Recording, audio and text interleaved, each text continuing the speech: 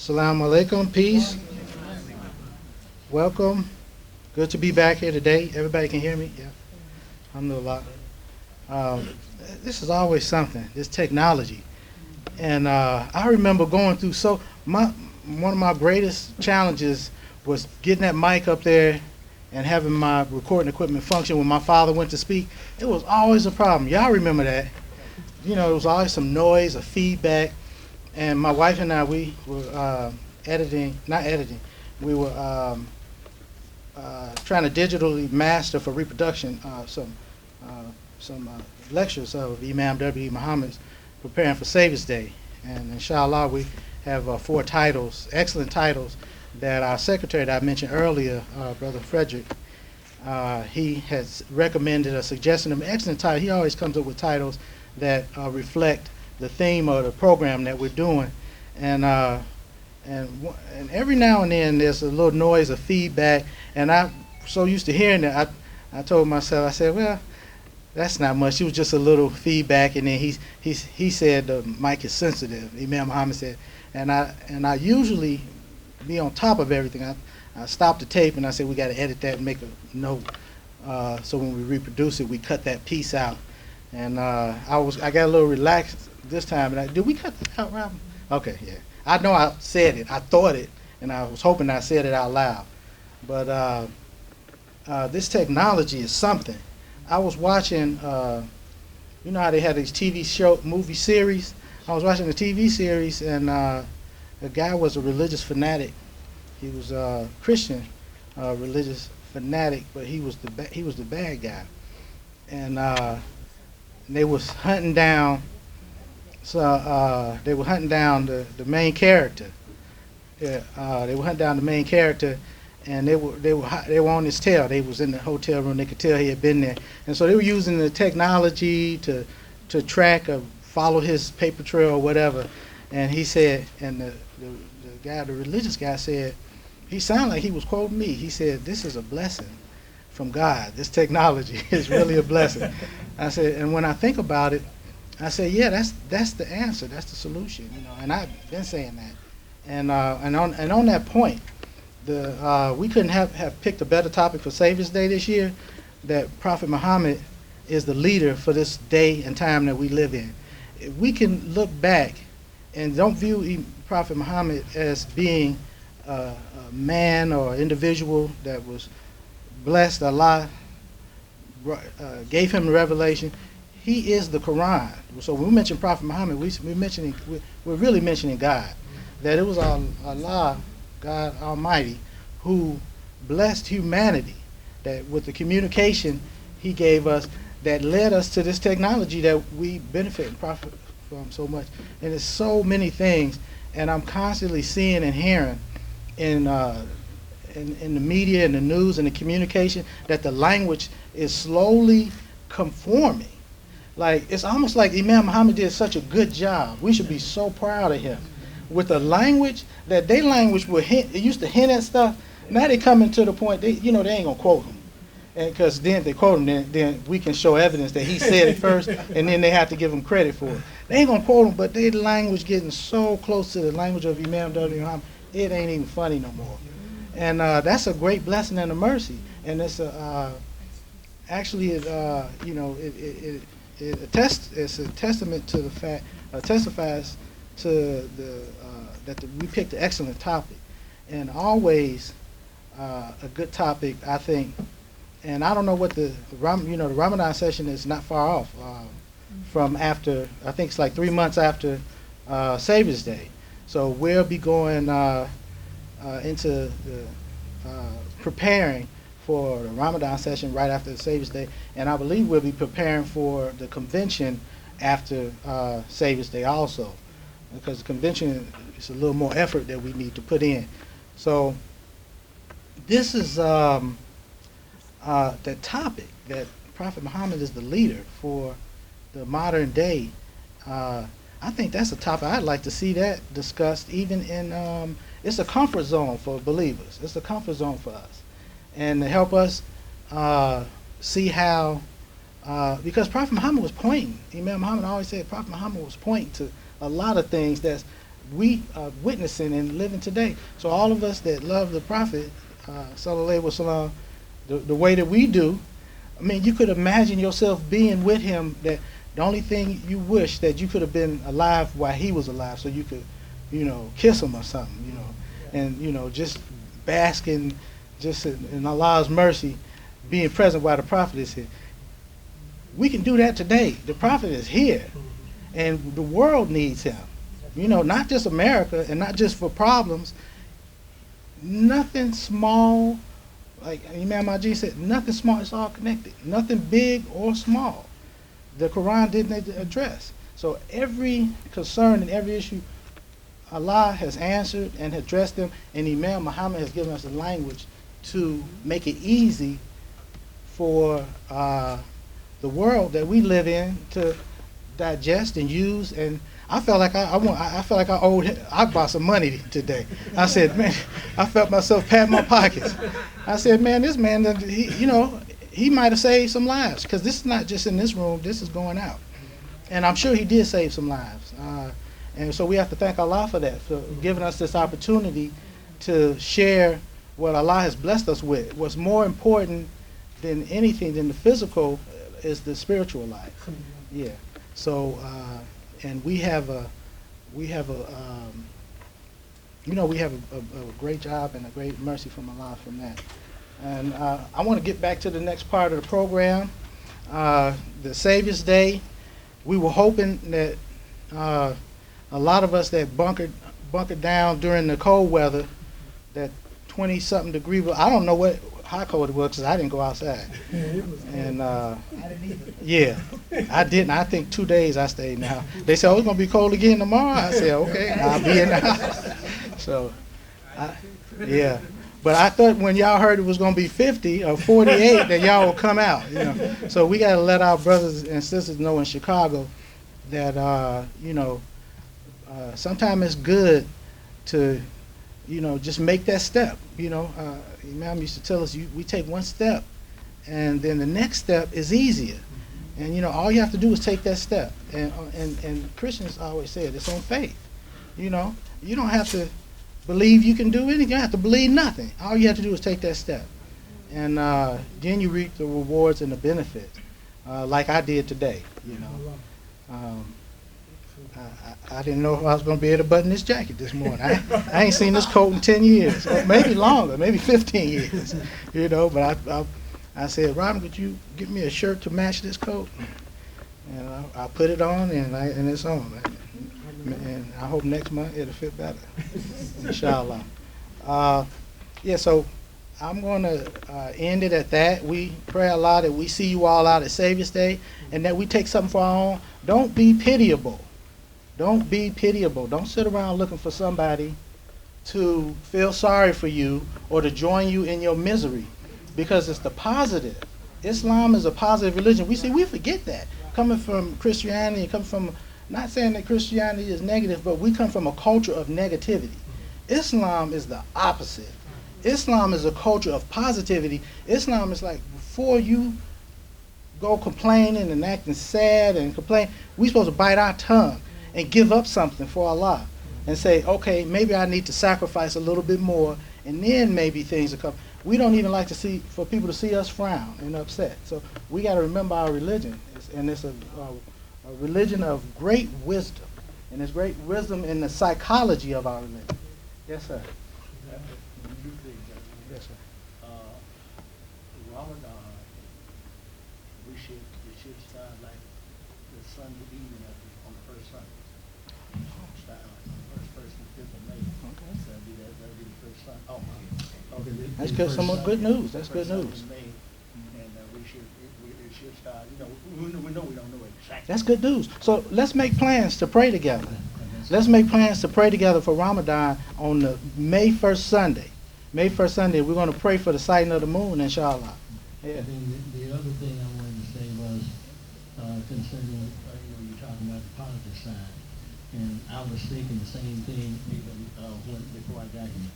I said, after this weather we just had this week, the place should be full. It should be full. Because there were things, I Yeah. know I didn't want to interrupt your presentation, Brother Akbar, but there were things that we couldn't prepare for. That Allah let us do. When you look at those, you know, you can prepare your house a lot, do a lot for your house. Right. But you can't do nothing about those water mains, Right. People's cars getting frozen in the Nothing. street and all that. Nothing. And I didn't go out either. I let Akbar Yeah. make the money. But you see how it's so important. Our religion is so important for the evolution and the advancement of the human being, your own human soul and spirit. I thought I prepared for everything, because that's what I do. I think I'm a what if man all day long. But when them lights went out, I couldn't think of nothing. I didn't think of my children. I just looked around. What the heck is going? I didn't think get a flashlight with the candles. But when we did, I meant first thing, because we had an issue this summer with the sump pump. I said, okay, I went to check on the sump pump, and of course the power was out on it, and it was beeping. But eventually I figured it out that they were on. They both were running, but one had triggered the backup sump pump. Had triggered. When that triggered, the beeping goes on until the battery charges. So, but thank Allah, both of them were running, because my basement flooded. I thought ahead. Everything's on pallets. My basement is WDN Publications. So, but I get everything up on pallets. But I was out for about 2 or 3 days from sun up to sundown. I'm pushing water into the drain. And she was bailing water with we got a big wet dry vac. We got all that water out, nothing molded, no smell, no nothing. That's because we didn't give up. We got, and we put what do you call them things? I bought 3 of them suckers. There's a battery you can put on your floor. No, anytime water touches your floor. Dehumidifiers. You can do what to your floor? There's a battery that you put on your floor in your basement. Yeah. So anytime any water touches that, it sets an alarm off, let you know the water's coming in your basement. Anytime. We have it. It's a July. Where's July? You should know about this. Oh, well, I'm gonna get one of them too. Yeah, you got you. It's called. But what if my cat? Well, I want to know that too. Anytime. My cat might knock over the water bowl or something like that. I don't know. Or he might even pee on it. Yeah. We got a cat. He don't come out the basement because he don't understand. And that's their cat, really. I told him I evicted him a long time ago.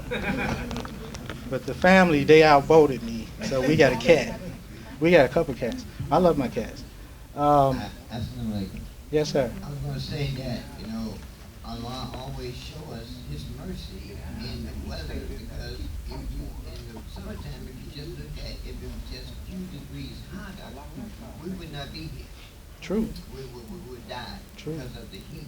Or if it was a few degrees colder, everything would freeze. But you want to know what else Allah has given us as people? I discovered something that I didn't pay attention to until Imam Mohammed said, why you think Allah have us in these hot cars? It'll be 85, 90 degrees outside. You get in your car, it's 130, 140. The plastic, you leave something in your window, it melt. And it's well over 120, 30 degrees. So he said he's conditioning us. I went out there because my battery, I figured I'd charge the battery. I had a battery in my garage and it was fully charged. So I went to take that battery out and put the other battery in. Man, my fingers, when I got in the house, felt like my fingers, I smashed them in the door or something, they were hurting. And so it got really, really cold. My fingers, they got really, really cold. But then eventually the pain went away.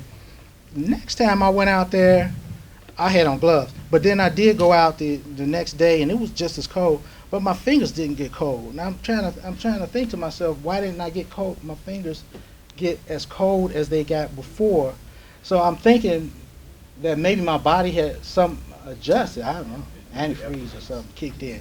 But that's something also too, that Allah has favored us above all His creation, and that there's nothing that we should fear besides Him in this created world, as long as we put Him first.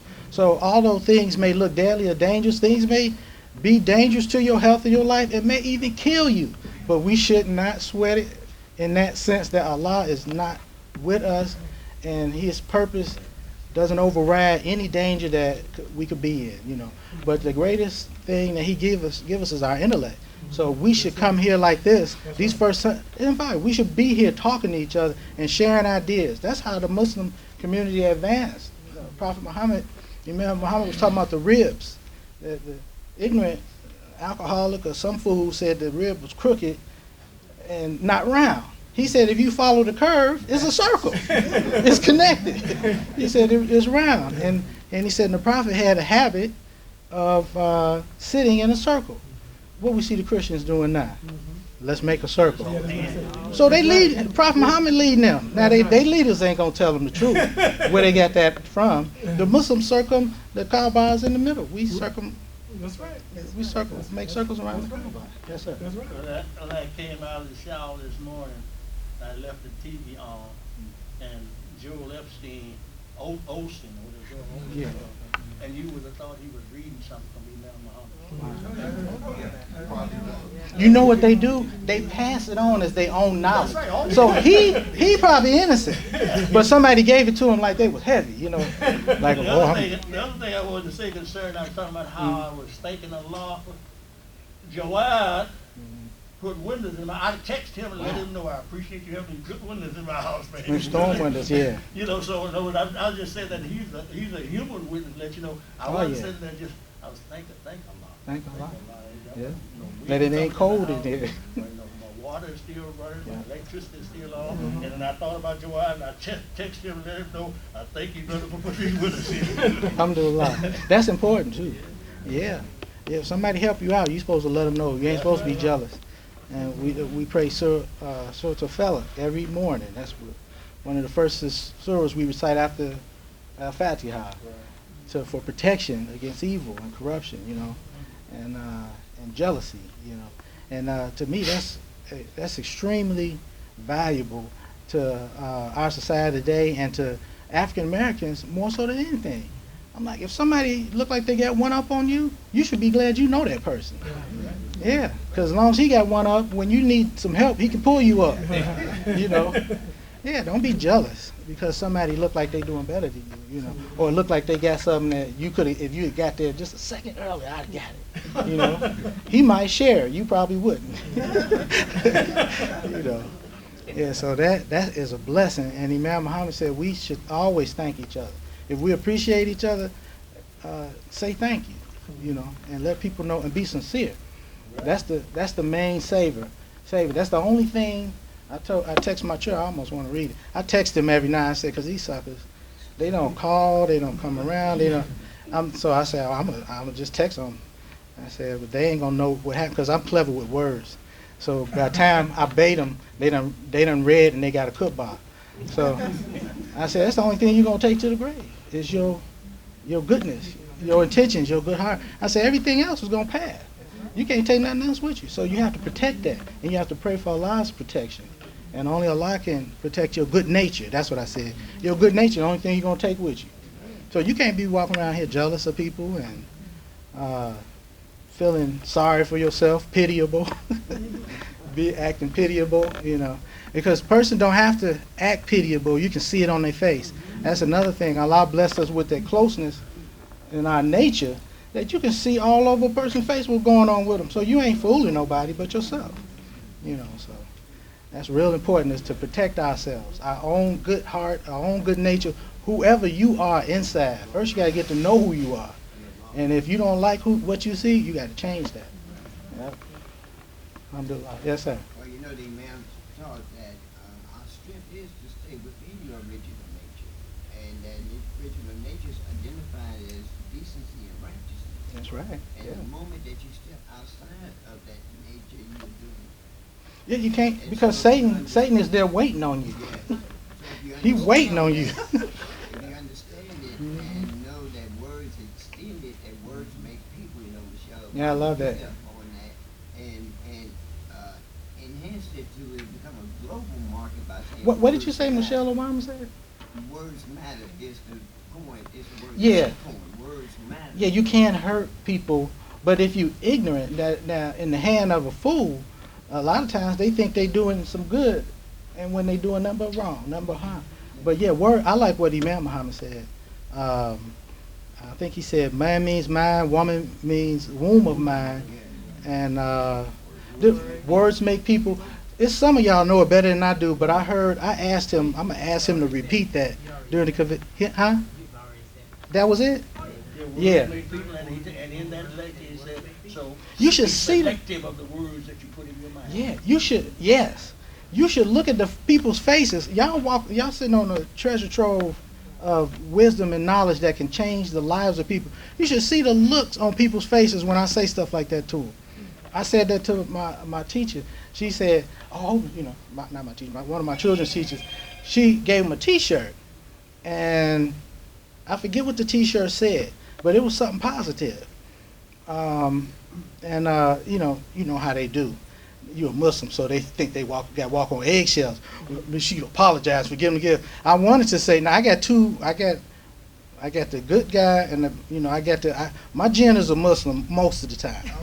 Okay, so my Muslim wanted to say something. Like, did you say that to all the parents? I'm like, yeah, you could have gave him $5 too for all I care. The T-shirt, okay, but the Muslim always is quicker. The jinn sleeps sometimes. So the Muslim jumped out and said, my father used to say words make people. You should see the look. It almost like a whole new spirit came, and then she repeated. I'll be trying not to give a lot of information because I don't want nobody mad at me. But they repeated. This person repeated what I said and said yes and agreed. And I said, yeah. And I said, next. I thought to myself, I walked away. I thought to myself, I said, next time I'm going to give you the whole gamut. And another time I could tell I blew a person's mind. I told him, I said, God, they asked me about Christmas, similar situation. Is that okay? I said, I looked at my son and daughter because I had them with me. And I said, y'all want a Christmas tree? I said, no, I ain't got nothing against Christmas. I said, y'all want a tree this year? Y'all want a tree? We not Muslims. Hell no. They both looked at me like, we Muslims. No, they don't want no doggone tree. But I said, I don't have a problem with Christian. I said, this is what I said. Now, I don't know. Y'all tell me, was this my jinn or my Muslim? But I did say something. I said, and with a peaceful spirit, I just keep a smile on my face. And not a grimace. It's a sincere smile, love for humanity. So I showed her that I loved her, and I said,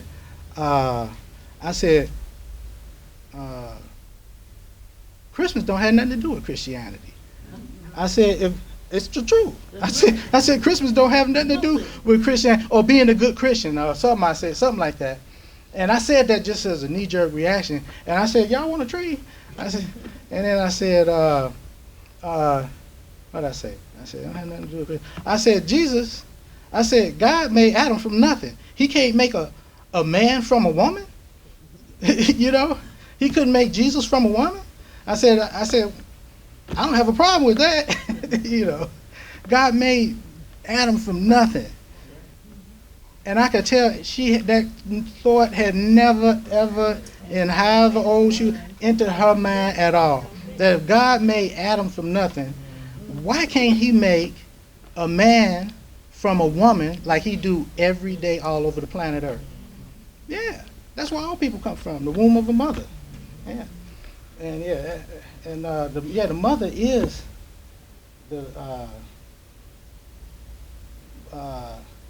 the teacher and the leader, and that's what our religion is about, that original nature. And my father said something, I can't think of it right now, but the mother is the first and the last.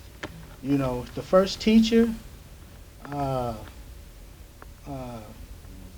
the beginning of the society and everything is the mother.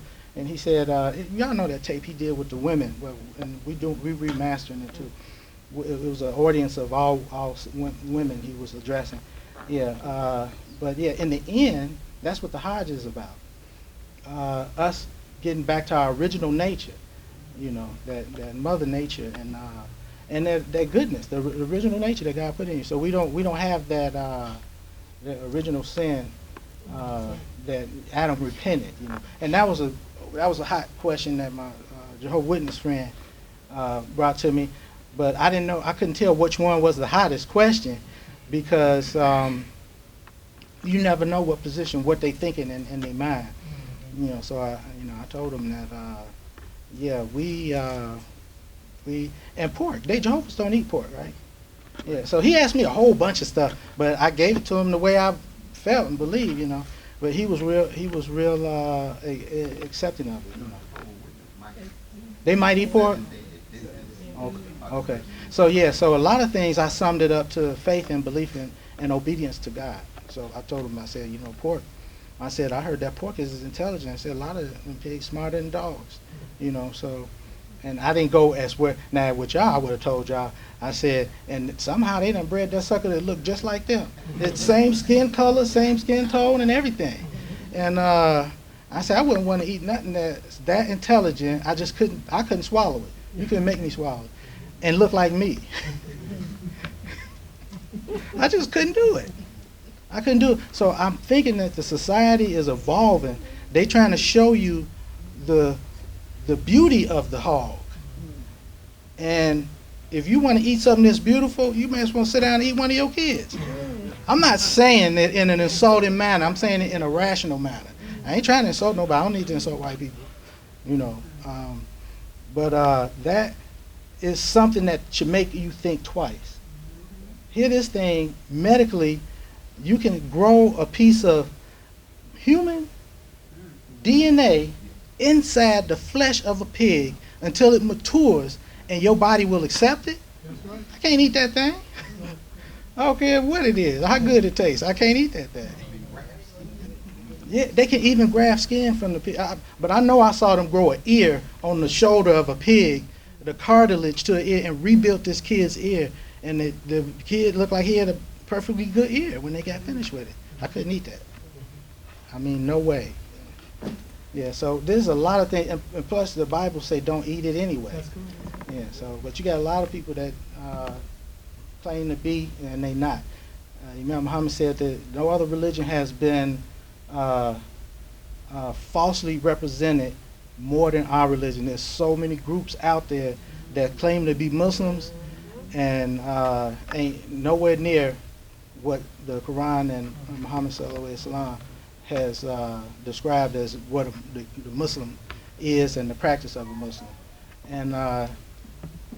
And all of that is just a diversion to slow us down and distract us. That's Satan. That's the devil.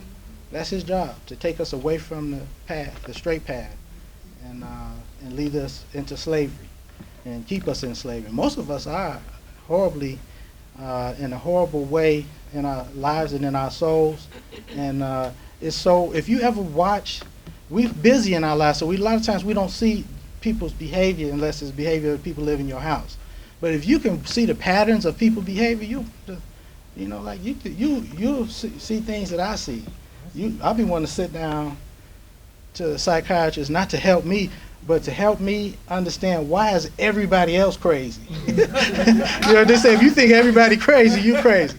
I said no, I don't think everybody crazy, but I know all these people need help, and it's because they don't go to church, they don't have faith, they don't believe. So they have false gods that lead them throughout their daily life and lead them into a behavior that is shameful for a human being.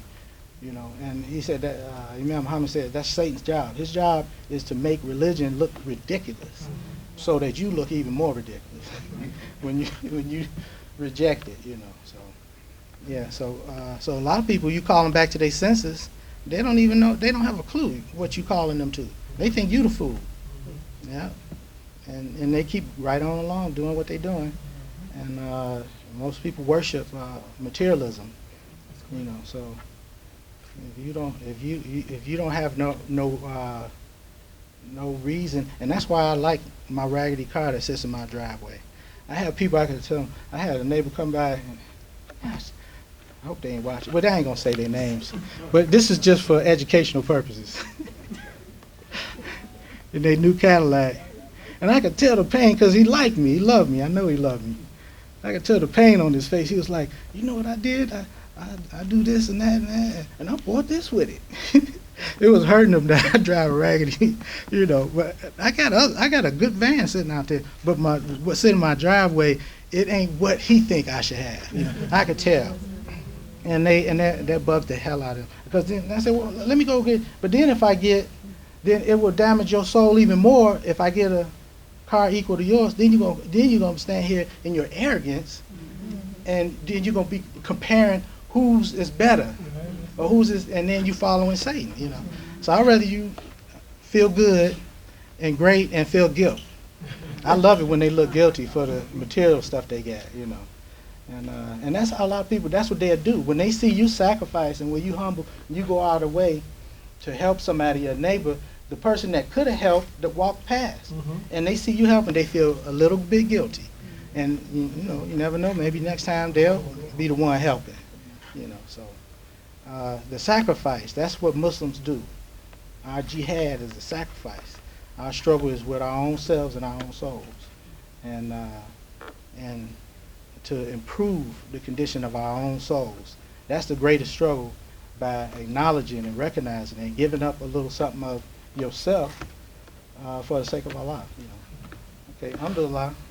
I went way over time, but we hope to see us all out at Savior's Day, and for the sake of community and unity, and for Allah's sake, and not guilt. This is another issue that I think we have. Well, a lot of Muslims, we have damaged psyches and egos. We got to be tougher and stronger. Like, don't be afraid to come out and participate. Your young people should be come out and afraid because they think they got to put on a face to win approval. No, Allah sees you. I had a man ask me the other day. He said, "Oh, I told y'all about my battery." He said, "You know what?"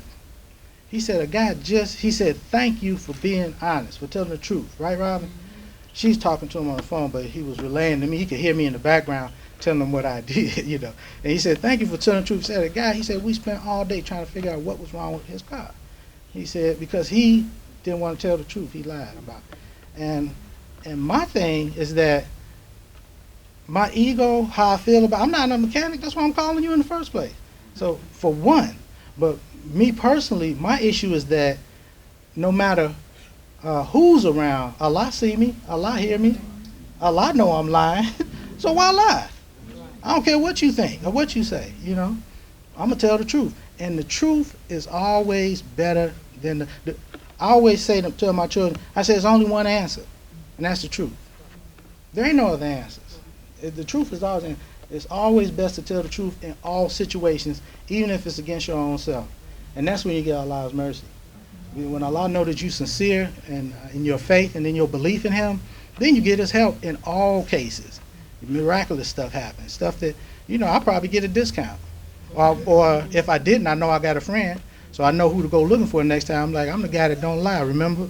So you better not lie to me when I ask you, what's wrong with this car? You know, so I'm the lie. But that is the God's honest truth, and most people used to learn that at home every day, but Mom ain't home every day. She leave for work before the kids go to school. And most of them only see Daddy maybe once a month, or once or twice a month, or some of them don't even know Daddy, you know. And go to church, they don't go to church, they go to church to show off and meet women. Women go there to meet men. So the church ain't alive in the communities today. And there's no moral leadership and no moral guidance, and that's what we hope to work on and improve on, studying the life of Prophet Muhammad and our leadership. We hope that we bring the best people forward during the Savior's Day and during the Ramadan session to help bring the moral life back to the public, you know, or breathe life